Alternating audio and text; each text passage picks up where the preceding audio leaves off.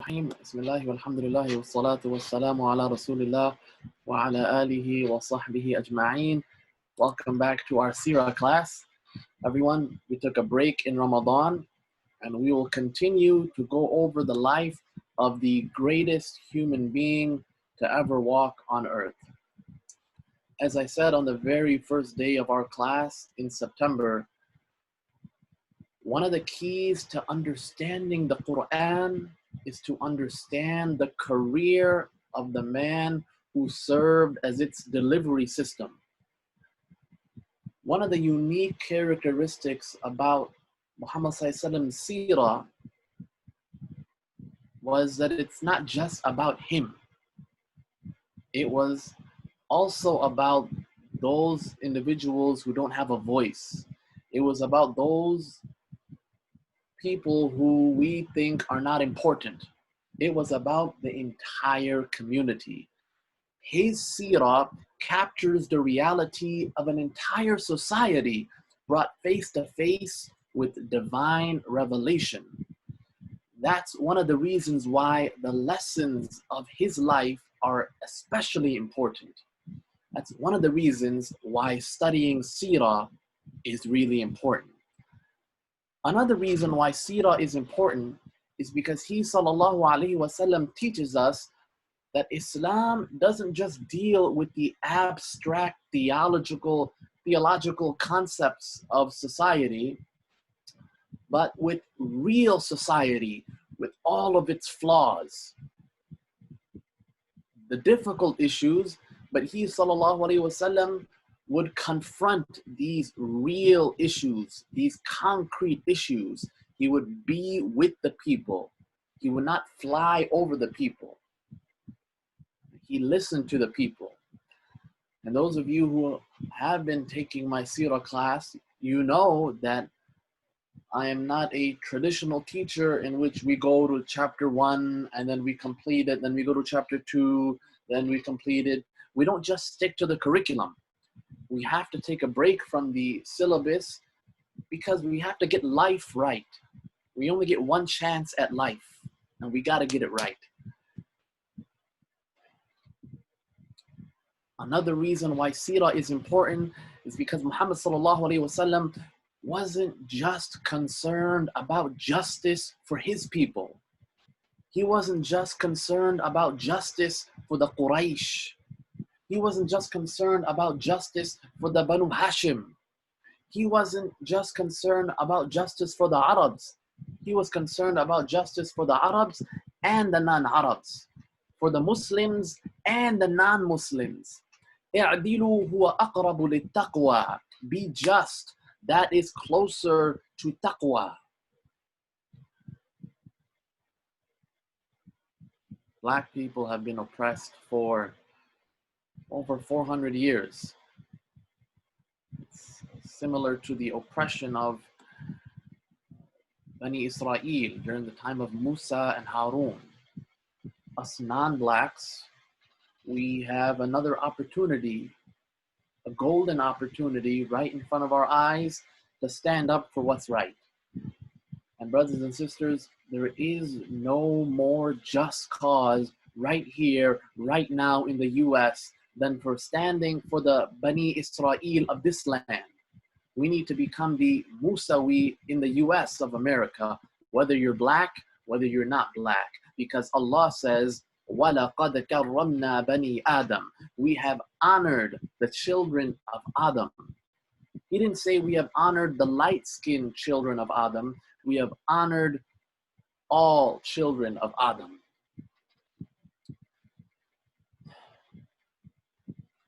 As I said yesterday with the CLC MSA, and I will do with the SSU sisters tomorrow, and in our next Friday virtual reminder, I will be discussing the Islamic framework in regards to racism and in regards to police brutality. And in those smaller group settings, in the with SSU and those where the demographics are the same and everyone is comfortable with each other, then people are vulnerable because they trust each other. Then we will do a listening circle with that with those groups. But today, I want to invite one of my post-Fajr Tajweed students, fellow IFN community member, Sister Nakia Bilal. She's an African-American Muslimah born and raised on the south side of Chicago. She earned her BA in Communications from Loyola and her JD at DePaul University College of Law. Married mother of 5 children, Nakia currently resides in the northern suburbs of Chicago, where she homeschools 2 of her kids. When I used to work at IFS, I had the honor of teaching the kids a family of etiquettes, a family of morals. Sister Nakia, welcome. Some of us have read the article, and some of us have not read the article. Even if we have read the article, Allah says, وَذَكِّرُ, remind, فَإِنَّ الذِّكْرَى تَنْفَعُ الْمُؤْمِنِينَ. Reminders are beneficial for the believers. So Sister Nakia, welcome. Thank you, Imam Sab. So Sister Nakia, you can share your visuals.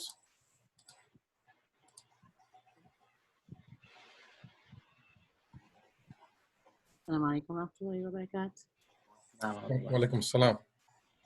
ربي اشرح لي صدري ويسر لي أمري واحلل عقدة من لساني ويفقهوا قولي. I really want to thank Imam Azfar and the IFN community for allowing me to share some of this. This came from a really deep place, and it came from a really hurt place, because I have been paying attention to the conversations happening across the country amongst African Americans, Muslims, and the way that we have been feeling in the face of everything that we've been seeing in this country for the last few weeks. Bismillah. Your Black Muslim friends are not okay. Your Black Muslim relatives are not okay. Your Black Muslim co-workers are not okay. Your Black Muslim congregants are not okay. When we are witness to yet another modern day lynching, this time with a knee instead of a noose, we are not going to be okay. Being a Black American Muslim in non-Black Muslim spaces is to constantly be reminded of your otherness, especially at times of great upheaval in this country. Being a Black American Muslim amongst large populations of immigrant Muslims is a living, breathing testament to the Quranic promise that Allah will make some of us trials for others of us. Though those verses were revealed in the context of war, they are just as true in other contexts as well. Where are the unapologetically loud, unified voices of consistent protest from the non-Black scholars, imams, and shuyukh of America? With the exception of a notable few, why aren't there more of those voices unflinchingly condemning police aggression and unwaveringly supporting the victims of oppression and steadfastly working with Black Americans to bring about that change? Some of the most prominent voices of Muslim America have either been silent or have only shared a few social media posts here and there addressing the trauma that Black America is constantly feeling, constantly reliving before promptly returning to regularly scheduled programming as if their job as Muslim leaders is complete. To witness this disconnect between the purveyors of Islamic knowledge and the ethos that is at the heart of Islam is jarring. It is enraging. It is disheartening. But it is the ongoing reality of Black Muslims in America. To be a Black Muslim in America is to continuously be told in a myriad of overt and subtle ways that you may be with us, but you are not of us. These reminders are not only soul crushing, they are iman stealing. They are death by 1,000 cuts.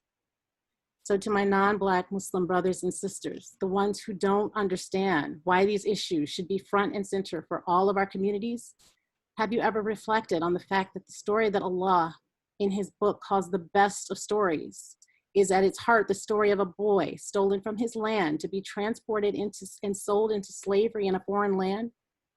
A land where his enslavement means he has to endure all of the indignities inherent in that position, including the attempts at sexual violence that so many of the world's enslaved have endured. A boy who becomes a man unjustly imprisoned and forgotten by his society, by all but his Lord and his God-fearing father. A man who, when finally freed and given a chance by the elites of his society, he's able to actually save that society from utter and complete ruin. Have you considered that Allah, in his all-knowing wisdom and mercy, knew that that story would hit differently for those of us who are actual descendants of people ripped from their lands and forced into slavery? Have you reflected on the fact that the Quran revisits the story of Musa alayhi salam over and over and over again, more frequently than any other prophet in the Quran? A story about a prophet born and raised in Africa, sent to literally speak truth to power and to break the chains of oppression, shackling a community of people who had been unjustly enslaved, demeaned, debased, and whose sons were routinely executed by the state for no other reason than fear for more than 400 years. How are you reciting this book daily but failing to make these connections? I am no exegete of the Quran, but it has become really clear to me that my people, Black people, are Abdullah ibn Maktoum, and this ummah, by and large, is in a constant state of turning away from us to focus on America's Utbah ibn Rabi'as, Umayyah ibn Khalafs, and Abu Jahls. If you don't realize that Allah placed that scene in his eternal book as a warning and a guide for all Muslim leaders to come, then something essential is missing in your process of reflection. And if you don't ask yourself about it in this life, Allah will surely ask you about it in the next. Why do you think Allah saw fit to include story after story of prophets preaching to their societies, just to have the power players of those societies reject their messages, while the first and most numerous of their converts were always from amongst the most rejected of their societies? How much clearer can Allah's signs be before America's Muslims wake up and act? What are your readings of Quran for? How are they benefiting you and your families and your society if you're not seeing its modern equivalents when they are tweeted and Facebooked and broadcast straight into your homes? Who are the most rejected of your society, and how are you treating them if you're bothering to deal with them at all? There are only two paths in these fights, the prophetic and the pharaonic. I guarantee you, all of us are on a path. For the sake of your dunya and the sake of your akhirah, you need to figure out which one. For as long as I have been alive, and I am 43 years old, the people turning to Islam in America at the fastest rate and in the largest number have been my people, Black people. But for America's Muslim elite, like the Quraysh elite of the Prophet's time and the elite of every prophet before him, we are not good enough. We are too poor, or our place in society is too low, or our power in this dunya, at least, is non-existent. And Shaitan's creed, ana khayran minhu, I am better than him, is stamped so deep in so many hearts that you don't know where that persistently toxic superiority complex ends and where your God-given fitrah begins. In the past few weeks, I have found myself repeatedly thanking Allah that I am the daughter of converts, but not a convert myself. And this is not at all because there is anything to be despised in being a convert. In fact, anyone who's ever undertaken even the most rudimentary examination of our faith has to see that our deen was revealed to a community of converts, sustained by a community of converts, and it was spread by a community of converts. Converts are truly the best amongst all of us, if for no other reason than the fact that every single one of them has an absolute knowledge of a firm date in their lives on which their Lord wiped every single solitary sin out of their books of deeds. Who amongst the rest of us, this Muslim ummah, can say the same thing with certainty? No, my prayer of thanks for not being a convert was the sinking realization that I don't think I could have continued to survive and thrive in the modern ummah of the Prophet if I were doing this on my own. It would be so much easier to return to what I'd known before Islam for no other reason than just to find the genuine love and support and care and camaraderie that we find amongst our closest family and friends. Because when your adopted community not only shows you none of that, but consistently in big and little ways shows you their disdain or their indifference, the familiarity of the dark becomes way more comforting than the hollowness of the light. To my Black Muslim brothers and sisters, those of you who are new to Islam, and those of you who are old heads, the young of us and the old of us, the male of us and the female of us, you are not alone, even though depending on what community of Muslims you worship amongst, it may feel that way. If no one else is feeling your pain to the extent that you are feeling this pain, the rest of us are. And if no one else is hearing your cries, the rest of us are.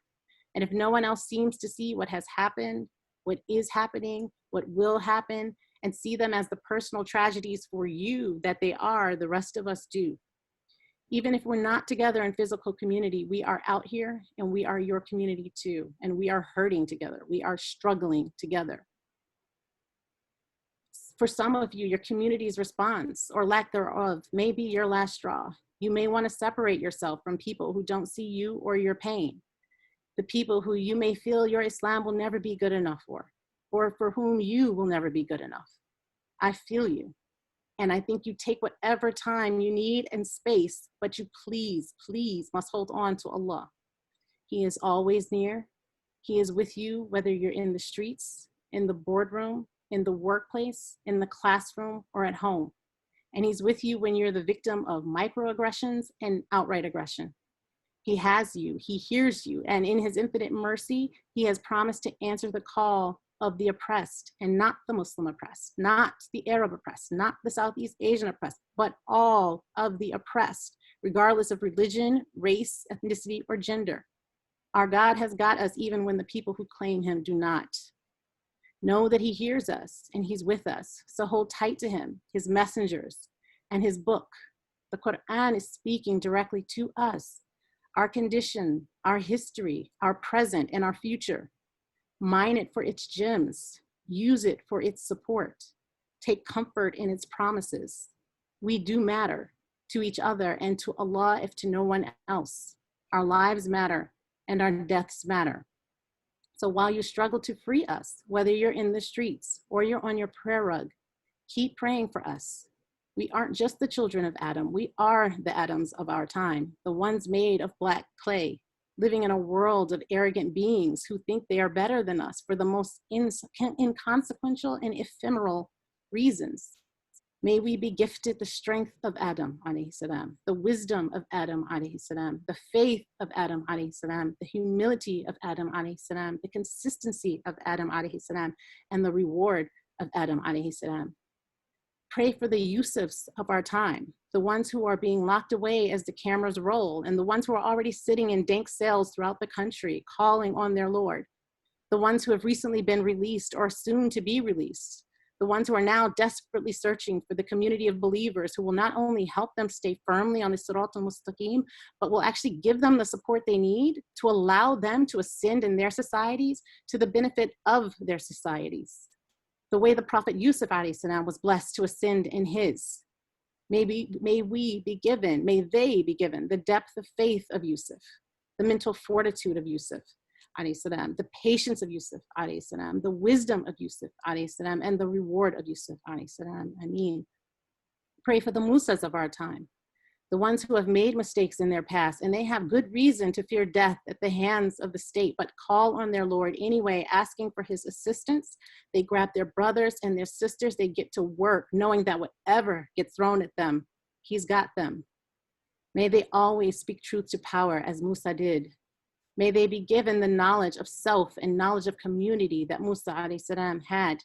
May they be given the patience of Musa alayhi salam, the resilience of Musa alayhi salam, the bravery of Musa alayhi salam, the conviction of Musa alayhi salam, and the reward of Musa alayhi salam. Ameen. Pray for the followers of Muhammad alayhi salam. All of us, may we be given insight into the Quran and the ability to see that it is a guidebook, not just for our inner lives, but for the lived experiences of all of those we are living amongst. May we learn what enjoining the good and forbidding the evil looks like in an American context.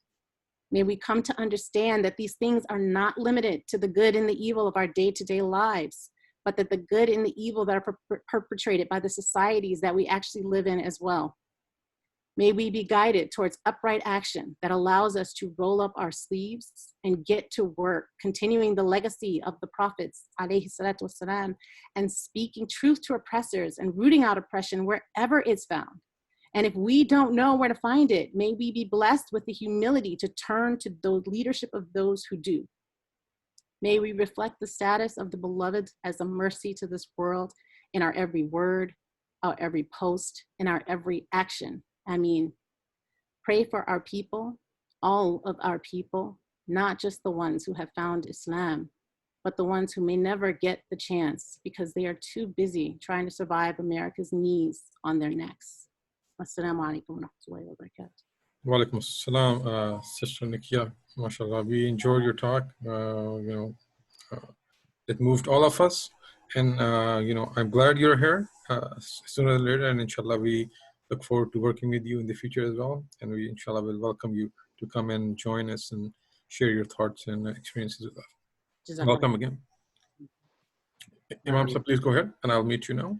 I mean, Jazakallah khairan, Sister Nakia, for pouring your heart out and sharing that. I speak to myself first and foremost. Us non-Black individuals, we have to first acknowledge that our fellow Black brothers and sisters are hurting. They've been hurting for 400 years. And it does give them a sense of relief in their hearts if we acknowledge their pain. This pain that they're having, it's supposed to be our pain. But many of us, we think it doesn't affect us because we're not Black. But you got to think again. There is a pattern in history. There is a pattern in racism. There is a pattern in those people who think they don't have to be held accountable. That's why Rasulullah sallallahu alaihi wasallam said, "Al-Muslimuna kajasadin wahid." The Muslims are supposed to be like one body. In ishtaka aynuhu ishtaka kulluhu. If the eye is hurting, the entire body is supposed to be hurting.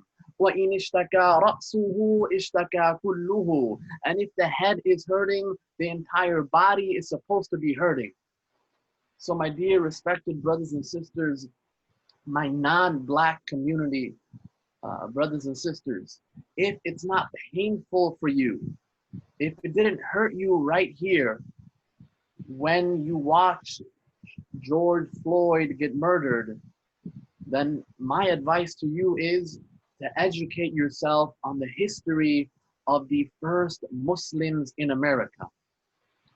The first Muslims in America were not our Desi grandparents. The first Muslims in America were not our Arab grandparents. The first Muslims in America were the African slaves. 10 to 15% of them were Muslims from the slave trade. 10 to 15% were Muslims. Some historians state that it's possible that the earliest Muslims came from the West Africa region in the early 14th century. Others state that the first Muslims were Moors, a nomadic people from North Africa, expelled from Spain, who made their way to the Caribbean and possibly to the Gulf of Mexico. That information is disputable amongst historians. That part is not clear. But what is clear is the makeup of the first real wave of Muslims into the United States. African slaves, of whom 10 to 15% were said to be Muslims. We need to read their stories. We need to learn their stories. As a result of this slave trade, husbands were broken up from their wives. Can you imagine being separated from your spouse? Mothers were broken up from their children. Families were broken up and sold to different owners. Can you imagine being separated from your child? Not only that, they stripped them from their traditional, unique, beautiful African clothes, and they made them wear old, raggedy, despicable clothes. Read their story. And then it'll make it much easier to cry sincerely and make dua for them. Many travelers would express shock at seeing half-naked or totally naked Black people. One planter in the South, when he was confronted by his nieces, he was asked, "Why don't you dress them properly?" He said, "Why don't you ask us to dress our cows, our donkeys, and our dogs too?" Look at this response. He equated Africans with cows, donkeys, and dogs. A proclamation in Suriname in 1830 warned that no Negress is permitted to wear clothes above the waist. The breasts are to be exposed, and a petticoat from the waist to the knee is the only covering that is allowed. Like, you need to read this part as well, brothers and sisters. Why did they have these kind of codes? These codes were designed not only to stress social stratification, but mainly to degrade and to deny its humanity to the black population. And this is what's going on today as well. We're denying their humanity. This was disrespectful for the Africans, but for the Muslim Africans, it was even more disheartening and humiliating because those Muslims would keep themselves covered. And they used to, there are narrations where they used to laugh at the whites for their tight pants. Then they were handed down these weird fitted clothing and they were given strange names. The master's name was usually adopted by a slave so that he could be affected, so that he could have this affection for the master as an attempt to annihilate their past, to annihilate their sense of self, to annihilate their culture, to annihilate their kinship, to annihilate their ethnic origin, to annihilate their religion, and to strip and annihilate their names. Without the family, without the names, do you think that these people were able to pass down their religion? They weren't. They weren't. You read this story, you read these stories, you feel their pain. You feel their pain. And then you read the tawakkul, the trust in Allah that they had during slavery. You know, we say it's so hard being a Muslim nowadays.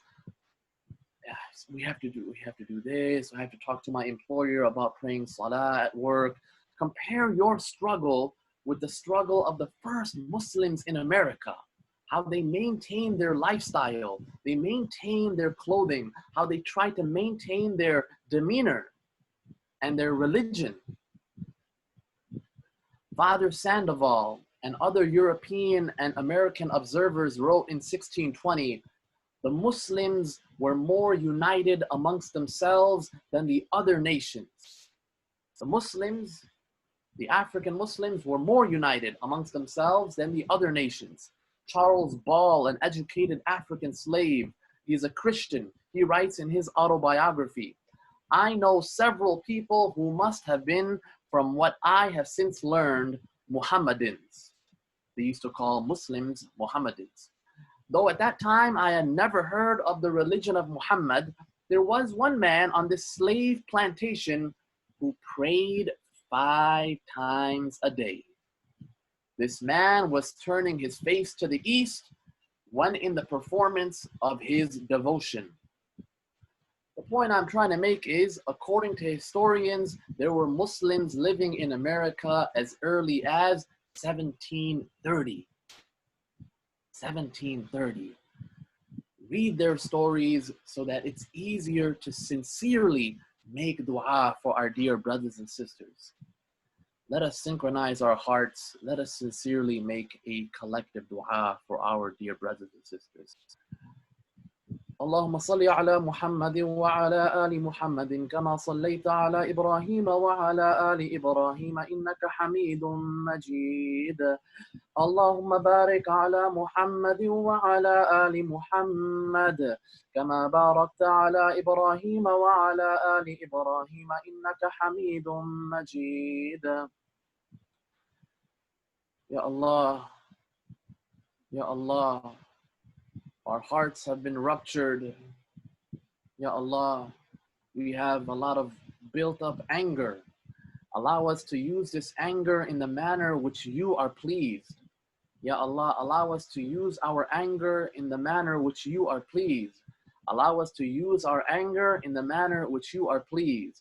Allow us to learn from the first murder that took place in the history of humanity, the murder of Qabil and Habil, the murder of Cain and Abel. Ya Allah, Qabil killed Habil for several reasons. Because he had spiritual envy, because he had an insecurity within himself. He had this attitude that I am not going to be held accountable. These reasons caused him to murder his own brother. Ya Allah, make us amongst those who learn from the stories of the Quran. Just as having this attitude that I am not held accountable, this caused Qabil to kill Habil, and this was actually what caused this officer to kill our brother in humanity, George Floyd. Ya Allah, in regards to police brutality and racism, we can do better. We need to do better. With your help, Ya Allah, allow us to do better. Ya Allah, allow us to do better. Ya Allah, help us to do better in regards to racism. Help us to do better in regards to police brutality. Don't make us amongst those who normalize police brutality. Don't make us amongst those who normalize racism. Ya Allah, some of us have justice. Some of us have certain privileges. Ya Allah, don't make us satisfied even if we have those privileges. Don't make us satisfied if we are privileged with justice and someone else is not privileged with justice. Ya Allah, allow us, if we are privileged, Ya Allah, allow us to use our privileges for the betterment of humanity. Don't make us like Amy Cooper, Ya Allah. Allow us to make our privileges for the betterment of humanity. Ya Allah, there have been many unarmed black individuals who have been killed. The likes of Trayvon Martin, Keith Scott, Atiana Jefferson, Jonathan Farrell, Jordan Edwards, Stephen Clark, Ahmado Diallo, Renisho Brett McBride, Tamir Rice, Sean Bell. The list goes on and on. Ya Allah, don't allow their death to die in vain. Ya Allah, don't allow their death to be in vain. Ya Allah, whenever there is a problem, make us amongst those who solve the root of the problem and not the symptoms of the problem. Ya Allah, we ask that you empower the victims of injustice. Ya Allah, make us amongst those who make a commitment for racial equality. Make us amongst those who educate ourselves about the history of racism in this country. Those of us who have power, allow us to use our political power for good. Allow us to lend an empathetic ear to the oppressed. Ya Allah, once we are empowered with knowledge, allow us to move to action. Ya Allah, there is racism in our ranks. Ya Allah, we ask that you make us amongst those who challenge internal racism with our families. We challenge internal racism with our friends, with our co-workers, with our communities. Ya Allah, some of us claim we are not racist. Some of us claim that Islam wiped out racism, yet we are the ones that make racist comments such as chaptu or kallu. Ya Allah, if we hear these comments, allow us to call out racism when our family and our friends knowingly or unknowingly use racist terminology. Ya Allah, make us amongst those who donate money to civil rights organizations.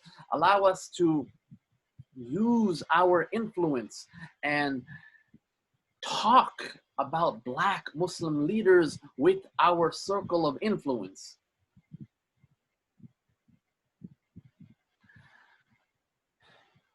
Ya Allah, life at times, we can feel despair and we can feel like there's no hope. Ya Allah, just as the first Muslims in America had complete tawakkul in you, even though they were separated from their family, from their brothers and from their mothers and from their wives, allow us to always have tawakkul in you, Ya Allah, even during times of great difficulty. Ya Allah, allow us to realize your infinite power. Allow us to internalize your infinite power. Allow us to internalize your infinite wisdom, because you are Al-Qawi, you are Al-Hakim. Subhana rabbika rabbil izzati amma yasifun. Salamun ala al-mursaleen. Walhamdulillahi rabbil alamin. Assalamu alaikum. Wa alaikum salam. Imam Sab, can we conclude the program? Yes. Okay. Jazakallah khair, Imam Sab, for the talk. And again, a beautiful talk by Sister Nikia Bilal as well. So recording will be available on this website in about 24 hours or so, inshallah. So I'll go and conclude the program. Jazakallah khair. Assalamu alaikum wa rahmatullahi wa barakatuh.